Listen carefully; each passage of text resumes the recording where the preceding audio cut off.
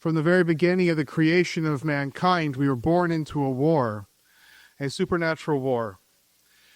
Because although God created Adam and Eve in peace, what the devil desired more than anything else was to tear that peace down. He wanted to destroy the order and the structure that God had created. So he immediately created division. The very first action he caused.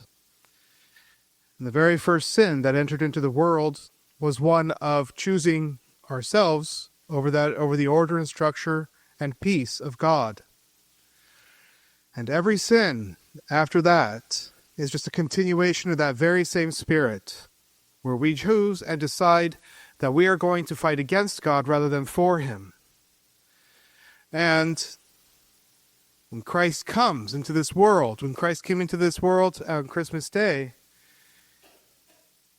the war was won. The battle that had been going on and raging for thousands of years continues, but the war is won. Our Lord Jesus Christ always wins, always will win, because that is His very nature. He is the Prince of Peace. He comes and He reestablishes all peace. But we must be conscious of two things. First of all, that the peace, even though the war is won, the battle still rages, and it will rage until the end of time. The end of time, everything's already settled. But while we are here on this earth, we are born into a war, and we are on the side of the angels. By grace, by baptism, by virtue, we are on the side of the angels. But that does not make us angels. We still have to fight every day of our lives and every moment of our existence for the purpose of sanctifying our soul and of being on the right side. We have to fight for the fact that God has given us this blessing. Not that we merited it, not that we earned it, but this is the war that we are born into.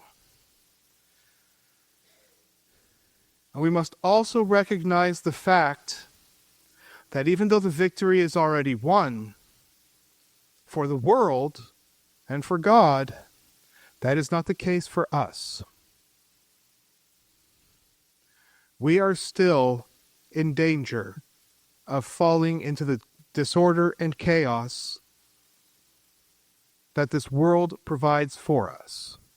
And that is the result of sin. So therefore, how are we supposed to take Christmas knowing these mysteries? Well, the first and foremost, with a great sense of joy. It doesn't matter if we have to fight. It doesn't matter how terrible the war is. It doesn't matter for an instant that we are in danger. Because the Prince of Peace has won the war. And all we are doing is doing our little bit in that victory. If we recognize that fact, we will save our souls. But only if we recognize that fact. We must recognize the Prince of Peace, our Lord Jesus Christ Himself, as the one true King. And we must proclaim that, and we must fight for His rights every moment that we are alive. If we do not, we are not living up to our vocation. Our Lord Jesus Christ, of course, is going to use human instruments to perform His battles. He is going to use us to wage the war against the world of flesh and the devil, against the disorder that has been perpetrated against His structure. And so that is where we step in. Each and every one of us is an instrument of that peace. But the problem is, we always are susceptible to our own natures. We are susceptible to our own caprices, desires, whims, whatever else. We are slaves to ourselves and to our desires and pleasures. And so Christmas Day is a moment of hope for us, that through our slavery, even though we are slaves, Christ comes to free us. And even though we're not good Catholics, he is coming to sanctify us. And even though we may not know the way, he is coming here to show it to us. And even though the world is dark, he comes being the light, not just bringing the light, being the light. And even though we are hopelessly outmatched, even against our own weaknesses sometimes, he gives us strength. The one thing we cannot do is get discouraged, because God is here among us. Emmanuel, God with us. Our Lord Jesus Christ is God, and he is here. And as such, the war is won. And it does not matter what the price is for us to fight as part of that war. We must step up and fight it. We must bear our part of it. And we must do so with a generosity, a unity, and a power that is absolutely beyond us. But we must see Christ above us at all times. Our Lord Jesus Christ is the one reason that any of us has hope. He is the one reason why we know that the darkness cannot win. He is the one reason that we know that the victory is ours if we so follow him. And as such, our Lord Jesus Christ is the one thing we should care about above all else. And our Lord Jesus Christ is the one person that we should gladly die for above all others. And our Lord Jesus Christ is the one person to whom we should dedicate ourselves completely and totally as willing slaves. Our Lord Jesus Christ is King, and as such, we must be his faithful subjects in all times and tribulations. And so we must follow him, subjecting ourselves completely to him and ignoring all other things. Everything else is a distraction. Nothing else matters.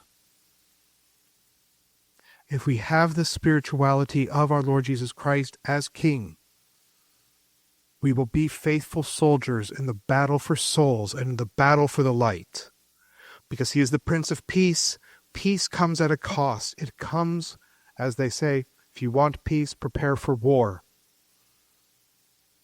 The war we must wage is on ourselves.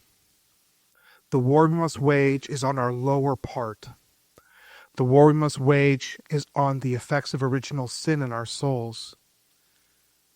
And that is the battle we must never shrink from at any moment or instant throughout our entire lives. We must dedicate ourselves to that battle regardless of anything else. He comes bringing peace, but he comes bringing it through the sword, and each and every one of us must wield it, not against each other, against ourselves, against the world, the flesh, and the devil. Not for our sake, not for our benefit, but just simply to proclaim Christ the King because he is. Because we want the tranquility of order, which is the definition of what peace is, which only he can give, and because he is the only one who can give it. And as such, we dedicate ourselves entirely, wholly, perfectly, and together in this fight, regardless of everything else. Christ always comes first, last, and always. He is the only thing and the only person who matters. Let's make that a reality, declaring today, in the peace of the night of Christmas, and in the joy that is come because he is here, let us proclaim ourselves his faithful slaves and his faithful soldiers, dedicated entirely to his service so that we can extend his kingdom throughout this earth and we can be a part of his ultimate victory in heaven.